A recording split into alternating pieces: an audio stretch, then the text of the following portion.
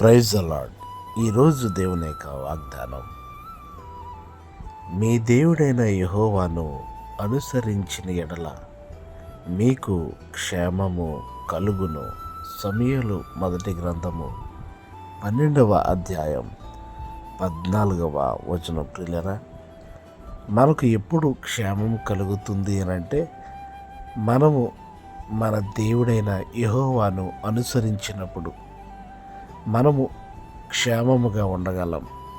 కాకి పిల్లలు కాకిని అనుసరిస్తూ ఉన్నాయి, కోడి పిల్లలు కోడిని అనుసరిస్తూ ఉన్నాయి. అయితే దైవ జనాంగం దేవునిని అనుసరించినప్పుడు మాత్రమే క్షేమము కలుగుతుంది.